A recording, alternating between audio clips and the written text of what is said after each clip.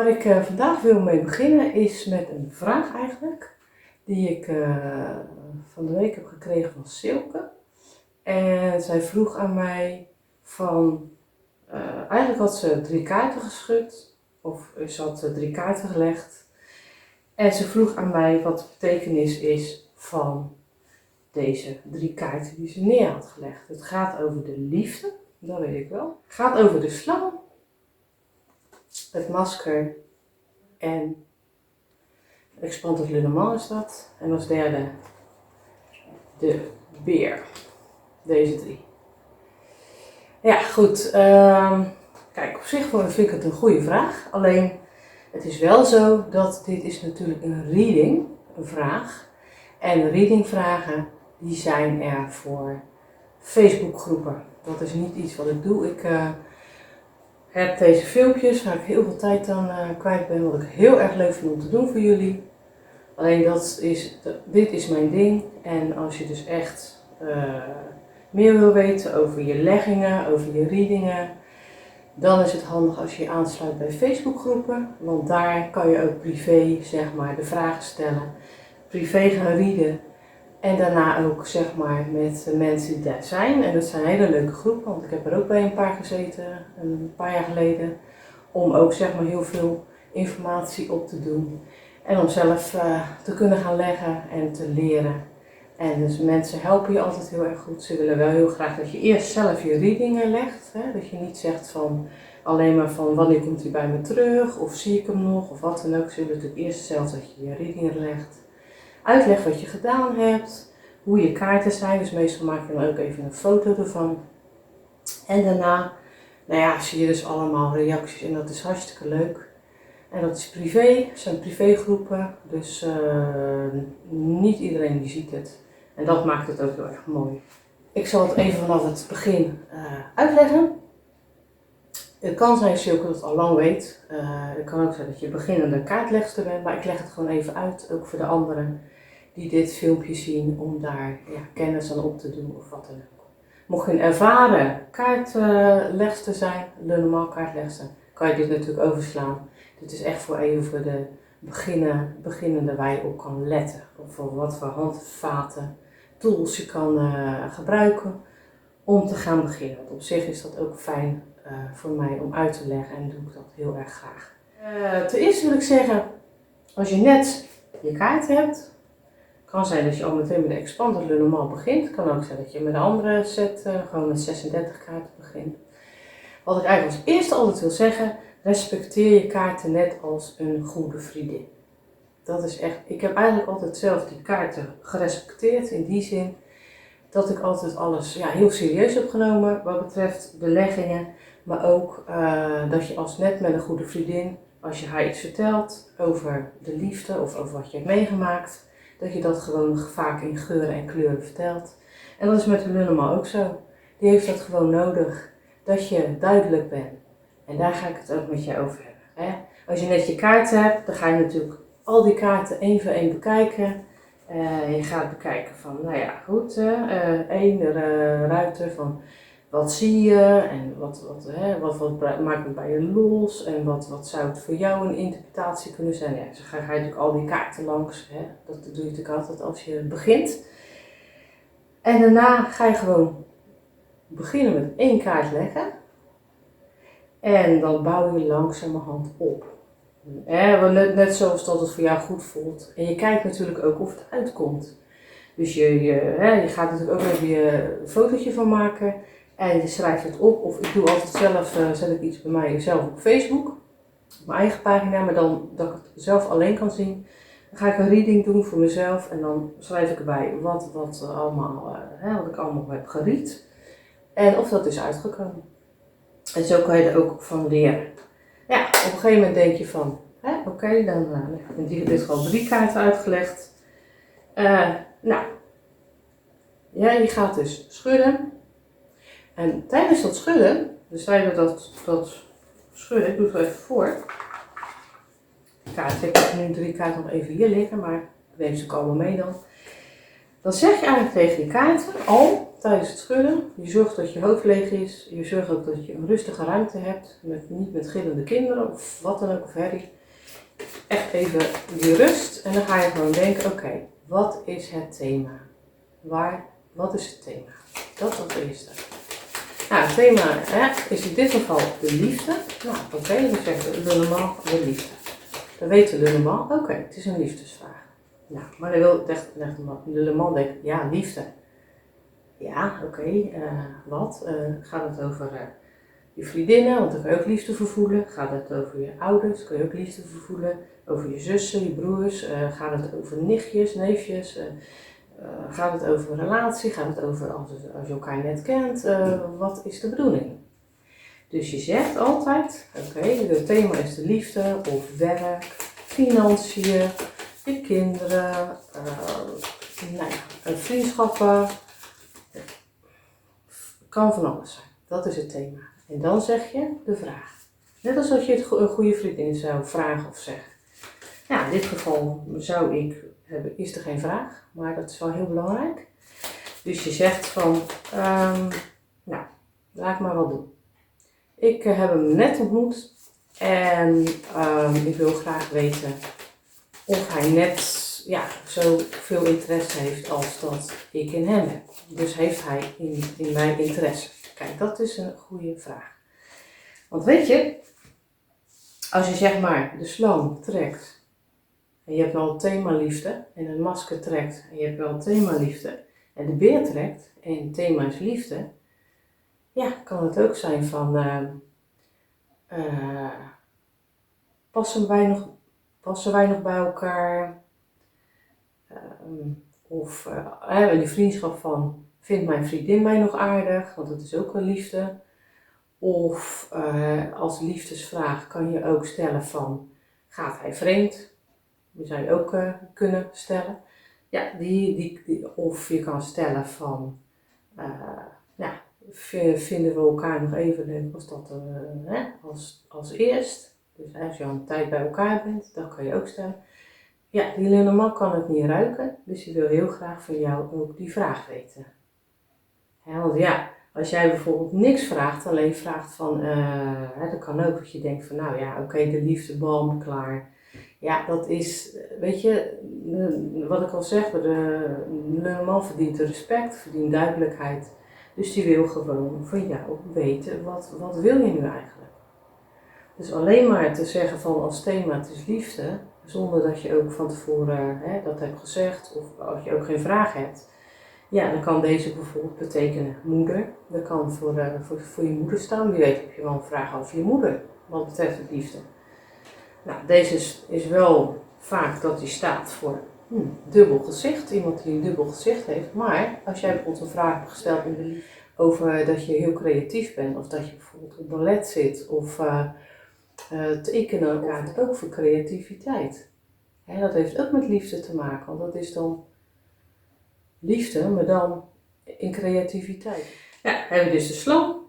De slang die kan staan, ja, meestal staat die wel voor bedrog of kijk even uit. Maar hij kan dus ook staan voor spiritualiteit. En dat kan ook zijn met de liefde.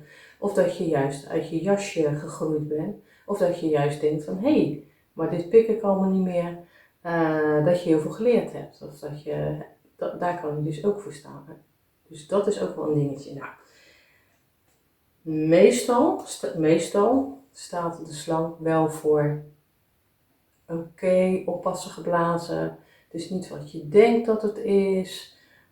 Kijk uit, het is een soort waarschuwingskaart, maar dan zie ik dat altijd als een leerdoel. Dus een waarschuwingskaart, een leerdoel. Dat is meestal waar die voor staat. En dit is meestal ook, masker staat meestal ook wel voor. Ja, hij kan twee gezichten, of zij of hij, ik doe even hij, omdat in de algemene zin kan ook wel twee gezichten hebben. Nou, ook wel een ding. En dit is dat de beer even kan te maken hebben met vertrouwen. Daar wordt hij ook heel vaak voor gelegd, dat het vertrouwen wel. Nou, de eerste kaart zegt altijd iets over het belangrijkste. Wat er aan de hand is. Dus bijvoorbeeld de liefde. Nou, passen wij bij elkaar? Passen wij bij elkaar? We hebben geschud. kan zijn dat je gewoon schudt, dat je wast. Dat is dus zo, dan was je alles. En dan kunnen de kaarten ook andersom liggen. Dan ook filter je dan vaak de vorige vraag eruit. Zeker in het begin is dat wel zo handig, omdat dan de energie nog wel van de vorige vraag in de kaart kan zitten. Dan ga je dus een liefdeslegging doen met een vraag, maar ook met een, want ik neem aan dat het natuurlijk wel een bepaald persoon is die een bepaalde naam heeft. Dus als het om echt een bepaald iemand gaat, dan zeg je, nou, Tom en ik, we kennen elkaar nu nog maar net. Ik doe maar even een voorbeeldnaam. Weet je wel, het kan Ed zijn, het kan Ruud zijn, het maakt niet uit. Maar noem die naam. Want het kan ook zijn dat als je alleen zegt van joh, passen wij nog bij elkaar? En je gaat die kaarten zeg maar uitleggen. Dat de energie van jouw ex, of misschien een energie van een andere man die in de toekomst zit, dat je daarvan gaat rieden. Want de normaal, net als met een goede vriendin, die weet niet over wie jij het hebt. Want ja, er is geen naam genoemd. Snap je? Dus noem altijd een naam. Dus als je gaat rieden, dan zeg je van oké, thema, je bent aan het schudden, het thema is de liefde. En de vraag is van, passen Tom en ik bij elkaar? Dan weet jullie normaal precies waar hij aan toe is. Nou, dan ga je dus kaarten leggen. Eerst een slang, je wil een combinatiekaart, dan het masker en dan de beer. Je hebt echt de vraag gesteld en echt de persoon erbij gezet. Ja, dan geeft de kaart in dit geval aan van, dit is even de voorbeeldreading van, nou, pas nog even op, kijk nog even uit. Het kan ook zijn als hij andersom ligt, dat weet ik dus niet, want dat is niet verteld, dat het om een vrouw gaat of een andere vrouw, dat is wel een ding, dat je even kijkt van hoe en wat. Nou, ligt hij zo, is dan even de vertrouwen. Nou, dan zegt deze kaart, het masker, iets over de slang. Het is ook een beetje dubbel gezicht. Nou, hij kan wel een dubbel gezicht hebben, in dit geval. Ja, dan ga ik de slang even optellen, want dan kan je de verborgen kaart vinden. 7 plus 40, 47 natuurlijk. Dat is dus net geen Lenormand kaart of net geen Expanded Lenormand, dus je trekt je 36 vanaf, dan hou je 11 over. Ja, dat is ook wel een dingetje van, er kan wel strijd zijn, of er kan wel iets van ruzie zijn, of er kan ook wel iets zijn van dat je elkaar niet begrijpt. Of weet je, dus als de uitkomst zeg maar 47, eerst de slang en dan de masker, 47, min 36, dus de verborgen kaart is 11. Dus dat is wel een dingetje van, ook eigenlijk best wel een soort van waarschuwingskaart, leerdoelkaart noem ik het liever in plaats van waarschuwingskaart. Want dat vind ik altijd zo'n onzin. Het is gewoon ook laat ik zeggen, waarschuwingskaart is gewoon goed. In die zin, je hoeft het niet negatief op te vatten. Het is vaak gewoon fijn dat het even die waarschuwing geeft. Nou, dan heb je natuurlijk dat. En dan zegt het eigenlijk, dan heb je deze twee kaarten en dan trek je dus kaart nummer 3 in combinatie. Dus die weer iets zegt over dat masker. En ook wel weer iets zegt over de slang. Nou, dat heeft dan met vertrouwen te maken in dit geval. Als die dus zo ligt, heeft het met vertrouwen te maken. Kan ook zijn met jaloezieteit. Daar kan het ook mee te maken hebben. Dat zijn wel wat dingetjes. Nou, dan kan je ook wel weer denken, nou oké, ik heb de 11, ik heb de roede als verborgen kaart. Nou, wil ik eigenlijk ook nog wel een verborgen kaart weten met deze erbij. Dan doe je 11 en 15, die tel je dan bij elkaar op. En dan kom je natuurlijk aan 26. Nou, 26 is het boek. En het boek zegt, het kan een geheim, het kan slaan op een geheim. Even kijken waar die ook weer staat. Zoeken in alle hoeken. Nou, het boek geeft ook altijd wel aan dat niet alles is gezegd. Het boek geeft aan geheimen. Het boek geeft aan, er is niet alles gezegd. Het boek geeft aan zwijgzaam. Het boek geeft aan dat type, hij laat het achterste niet van zijn tong zien. Dus als je dan dit bij elkaar hebt, dan zijn dus de verborgen kaarten 11 en 26. Waar je ook heel veel aan kan hebben. Zo, nou weet je al heel veel meer over de Lulleman. Maar ik heb er nog wat bij gedaan. Nou, wat kan je nog meer doen? Want dat doe ik dan natuurlijk voor klanten.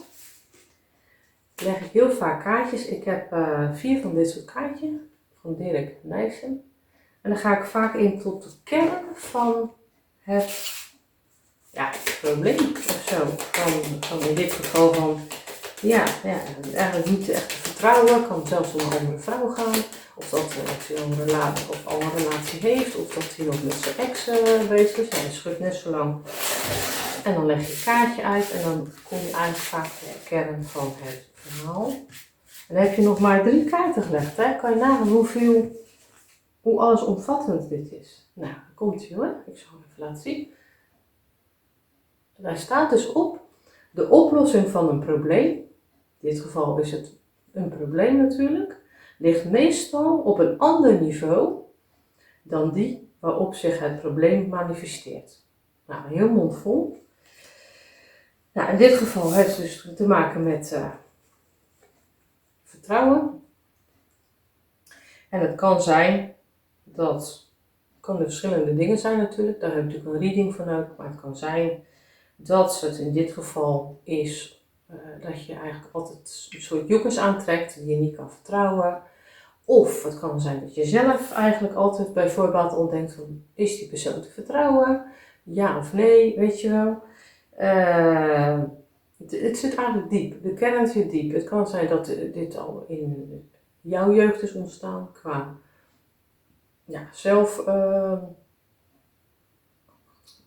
dat dit al in jouw jeugd is ontstaan qua zelfliefde. Het kan ook met zijn jeugd te maken. Vaak heeft het met jullie beiden iets te maken met dat er aan gewerkt kan worden. Het heeft wel te maken met iets met leerdoelen. Het kan ook zijn dat er gewoon iets anders is. Bijvoorbeeld dat jij heel erg duidelijk kan zijn of dat je dat niet doet. Het is even echt als voorbeeld genoemd. Maar dit is wel een ding waar je dan eigenlijk nog verder in het... Je zou zelfs nog een kaartje erbij kunnen trekken. Als je denkt, wat moet ik hiermee met zo'n kaart? Want ik snap het nog steeds niet. Nou, dan staat er van, durf ik de boosheid te verkennen die onder mijn verdriet schuilgaat. Het kan zijn dat je gewoon vaak bent afgewezen. Of dat je eigenlijk bang bent om afgewezen te worden. Dat de kern is. Dat je verlatingsangst hebt, bindingsangst. Dat je gewoon sowieso... er een probleem van maakt. Je kan eigenlijk steeds verder gaan, steeds verder zoeken om het probleem zeg maar te ontrafelen. Maar ik heb er ook deze bij gedaan. Die wil ik je ook graag laten zien. Ik doe het zelf altijd op gevoel, deze. Ik heb het wel een boekje. Daar schrijf ik wel dingen bij. Als ik dingen gelegd heb voor anderen, dan denk ik dat kan ik wel even bijschrijven. Maar over het algemeen doe ik het eigenlijk gewoon zonder boekje. De Oracle of Visions. Nou, het zijn hele mooie kaarten. Ik heb er wel vaak over gehad, hier zo. En dat gebruik ik altijd. Dus ook een orakelkaarten zijn dit. Gebruik ik eigenlijk altijd als, voor mijn klant of voor duidelijkheid, maar ook als relatieleggingen. Zo van, ik wil even hier nog zeg maar een leuke aanvulling op. Of dat ik toch meer inzicht, ik heb al heel veel inzicht gekregen, maar... bijvoorbeeld kijk deze.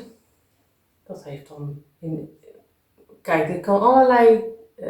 jij kan er heel veel in zien, hè. Je kan ook heel veel andere dingen erin zien. Maar dat is net op het moment wat jij hierin ziet. Dat is gewoon het belangrijkste. Want daar kan je wel vaak op blind staan, hoor. In dit geval zie ik eigenlijk meer zo van... ben ik niet goed genoeg? Terwijl het juist een hele schoonheidsideaal dame is, hè. Maar ik krijg zelf nu door van, ben ik niet goed genoeg? Ben ik niet mooi genoeg? Onzekerheid, dat krijg ik eigenlijk meer door. Je kan ook zeggen van, hoe kijkt Tom er tegenaan? Tegen wat wij, net ons... je ziet ook wel een beetje van, weet je, een beetje stoppen, een beetje, ik weet het niet. Ik Ik weet het niet eigenlijk. Dus dat zou kunnen. En dan is het van, hoe kijk jij er zelf tegenaan? Ja, dat kan dan zijn van, yes, ik wil er toch voor gaan, bingo, maar toch ook wel een beetje die vrees hebben van, als het allemaal maar goed gaat, want het gaat wat stekelig, het gaat niet zo goed als dat ik wilde. Nou, dat zou eruit kunnen komen. En dan kan je die Oracle Vision kaarten, dat is Engels, maar ook met van Giro Marchetti. Ja, ik vind het een geweldige tekenaar. Nou, dat is wel een ding.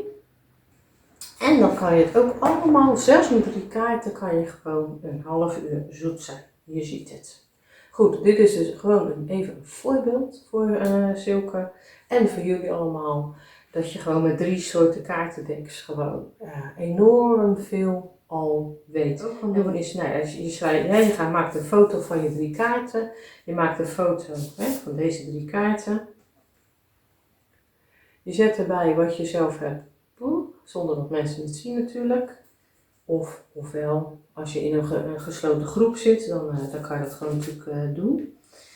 En je maakt ook een foto van de verborgen kaarten. En dan zet je ook bij van dat. En dan ga je, je kan er gewoon wat voor deck dan ook. Misschien heb jij een ander soort deck met spreuken of wat dan ook. Nou, dan kan je dan gewoon een kaartje van trekken. En dan kan je ook zeggen, hoe voel ik het, hoe voelt hij het, hoe is onze vibe samen. Dan kan je ook een kaartje vertrekken. En dan heb ik zelf de Oracle Visions, wat altijd voor mij heel erg duidelijk is en wat ik heel erg fijn vind. Dus dat. Dat was die dan. Nou, wat ik wil zeggen is, mochten jullie dus zelf readings die jullie zelf hebben, dan ga dan natuurlijk naar de Facebookgroepen.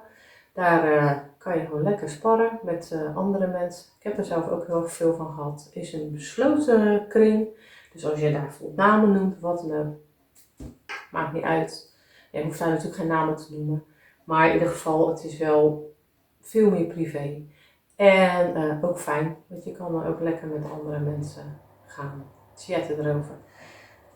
Nou, voor de rest, Silke, ik hoop dat je hier iets aan gehad hebt. Het is niet echt een specifieke reading natuurlijk, maar het is wel een beetje als een kapstokje voor jou. Dat je gewoon denkt van oké, daarop kan ik op letten, dat kan ik doen. En zeker als je dus beginnende kaartenlegster, kan dat wel handig zijn. Als je inderdaad weet van, waar je op kan letten. Zodat je ook zelf die readings steeds beter en steeds makkelijker gaat leggen. Maar het is alleen fijn als je gewoon weet van hoe je dat kan gaan doen. Dus dit was het. Als je nog een specifieke vraag hebt hierover, dus echt alleen over dit wat ik heb gezegd, dus over dat je nog denkt van moet ik nog dat en dat vragen of dat snap ik nog even niet. Dus het gaat echt specifiek over dit filmpje. Dan hoor ik het graag. Je eigen readings dus op Facebook groepen doen en vragen ook niet aan mij e-mailen. Gewoon over vragen gewoon hieronder zetten als het te maken heeft met dit filmpje. Want dan hebben andere mensen er ook nog iets aan. Was die dan weer? Hartstikke leuk en tot de volgende filmpje.